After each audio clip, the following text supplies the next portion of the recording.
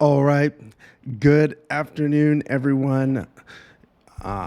Chris Sanders here, New York urbanist here. Yes, right before Gay Pride on June 25th, the rent freeze that Mamdani had promised that everyone said could not be done was done. Mamdani did it.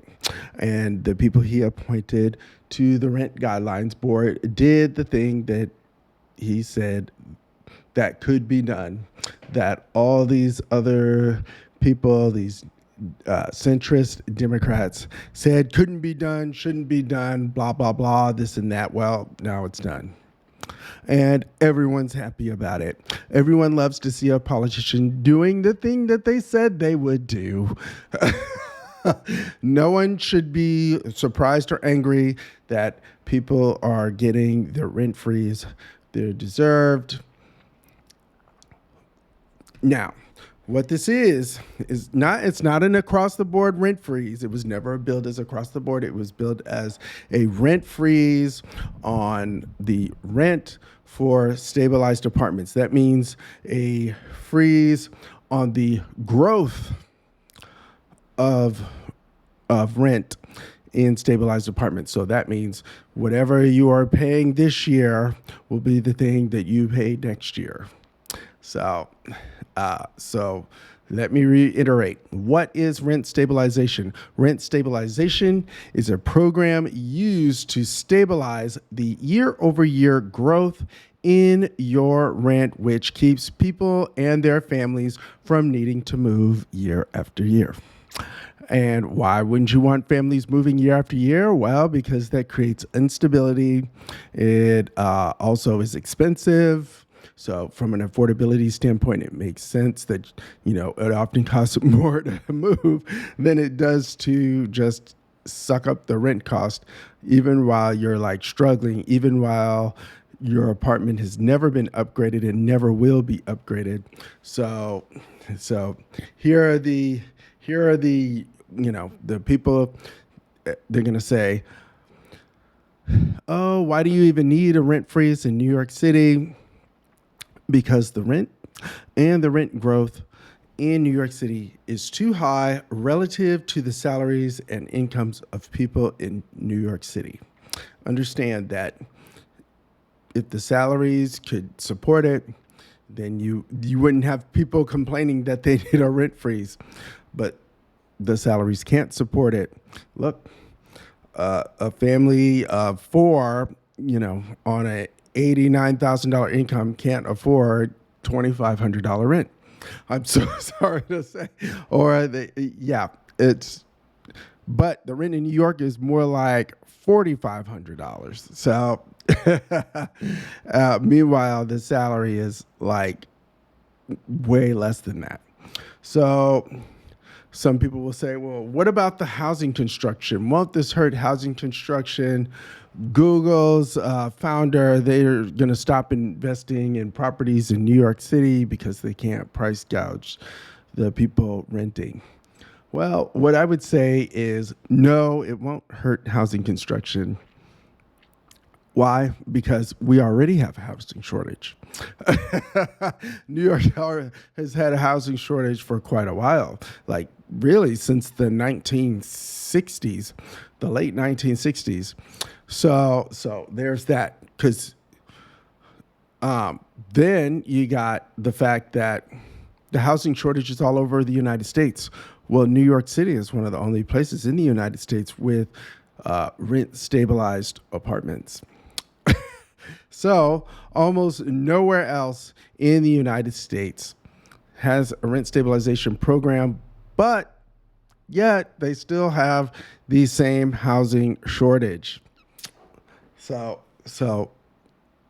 then I would say, personally, I think, hear me out, there's always an incentive to build housing in New York City because there is insatiable demand for housing in New York City, in and around New York City. So there will always be money to be made on housing in New York City. Doesn't mean everybody's gonna, hit the jackpot, but there's always money to be made here. And then I would say also from the standpoint of like housing construction,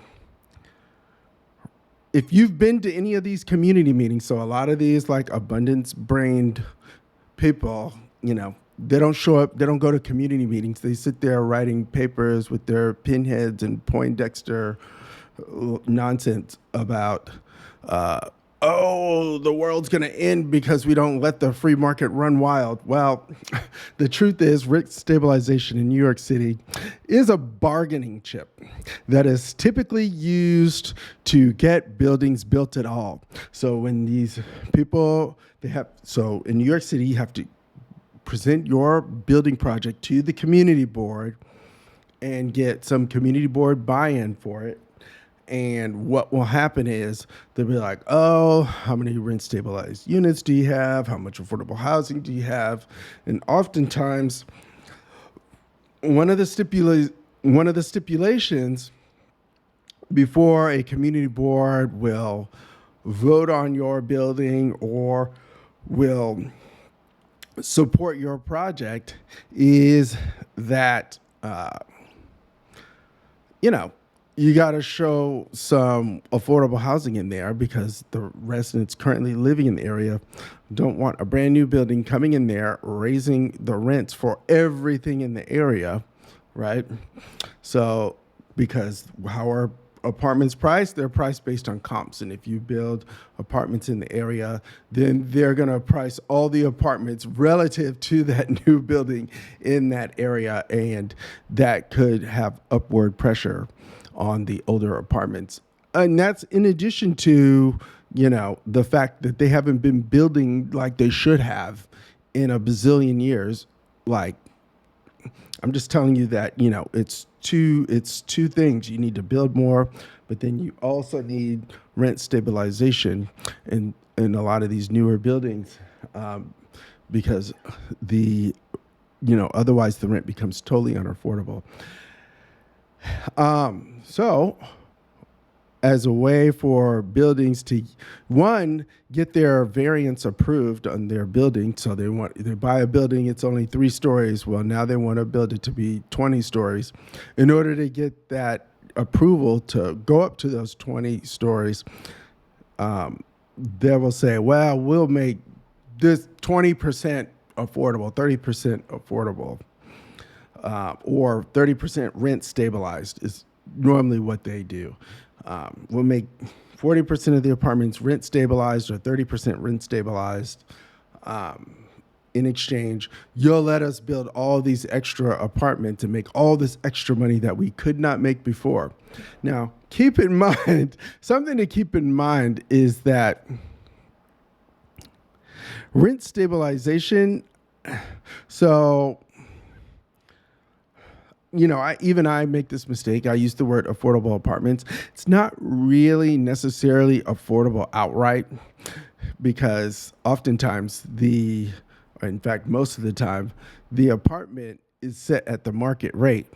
And then what happens is rent stabilization just limits the growth that can happen on the rent for that apartment. So when I lived in Harlem, the last couple of years I lived in Harlem, my rent was like $2,500, and then it's going to go up to $2,700 if I signed a new lease. So $2,800 if I signed a new lease. So what would have happened under Mamdani's program is my rent would have stayed $2,500. And keep in mind, my apartment was $2,500 for a studio, a tiny studio that didn't even have a closet. I had to buy a studio and have someone build it. Buy a closet and have someone build it. So it didn't even have a closet. So I had to buy the closet, have someone build it, all that. Now, rent stabilization helps create more apartment construction in New York City. It incentivizes the landlords to make their money on the high quantity of apartments rather than high rent per apartment. So, so that's something to keep in mind here. So that's another reason why this is a great program. I think it's actually a brilliant program overall. Yeah, is it perfect? No, but I think it's pretty good and it's pretty effective. In a city where, or in America where a lot of government programs are like complete trash, in my opinion, it don't work. But to me, this is not one of those cases. Rent stabilization also, so next thing. So yeah, I made that point already. All right. So landlords, people will say landlords are going to refuse to do maintenance on the apartments. And anyone who lives in New York, everyone in New York is like, landlords already didn't maintain their market rate apartments. It's why we have slumlord laws in New York City, because people weren't maintaining their apartments. Right now, even the ones without rent stabilization, that's why we have slumlord laws. And look, I would say a business is a business. There's always an incentive to spend as little on apartment maintenance as possible, while allowing rent prices to go up as quickly as possible, as much as you can, get as much as you can. The market incentive is to get as much money as you can. And how do you do that? By not spending a lot of money, meaning maintenance, by not doing maintenance, and instead raising the rent as much as possible. So, and this this incentive to maximize profit doesn't go away just because you get rid of rent stabilization on New York City apartments.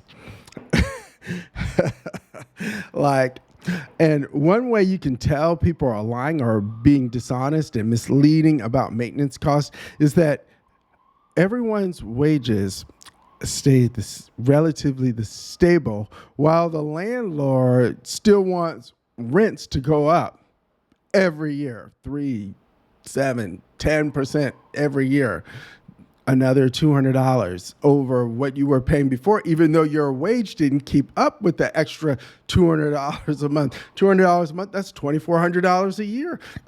I'd say that's a lot of money. People say, oh, well, you're eating avocado toast. Okay. But still, like, my rent went up 10% while my salary didn't go up 10%. If I'm lucky, it went up 3% or 1%. Like, if it went up at all. So that's what I would say. I would say, like, a lot of times the people are lying to you about the possibilities because it allows them to make extra money. It allows them to screw you. And some people have like an unhealthy devotion to the free market. The bottom line is the free market, if it's working or not is a matter of opinion. And the free market is not going to make things affordable, especially things like rent and electricity and water, things that are, that are 100% absolutely a necessity of life, and no one can go without them. So what I would say is, look, rent stabilized apartments, if they compete with market rate apartments, great. That's a way to put downward pressure on market rate apartments. Also downward pressure on the cost of property acquisition. So, you'd be like, look, I know I'm going to have to do 40% rent stabilized on these apartments. This land is not as valuable as what you're saying. And I know the bank and the seller have a vested interest in getting the highest price possible, because the bank is gets that origination fee, also gets the, they get the interest and all that, and the seller gets a higher price. So they have a vested interest in real estate being overvalued for what it is, and so that's another area where we need to deal with the rent and the housing cost is, maybe we shouldn't have banks that are getting a 1% origination fee or all these fees that are structurally tied to the sale price of the property. Like, it just seems like a way for the process to be corrupted. But rent freeze. This is amazing. I love it when a politician is able to do what they say. Woo! All right. Let me know what you think down in the comments about Mamdani's rent freeze. Tell me why I'm wrong. I probably won't agree with you. I've really made my mind on this topic, but why not? Let's chat. All right. Ciao, ciao.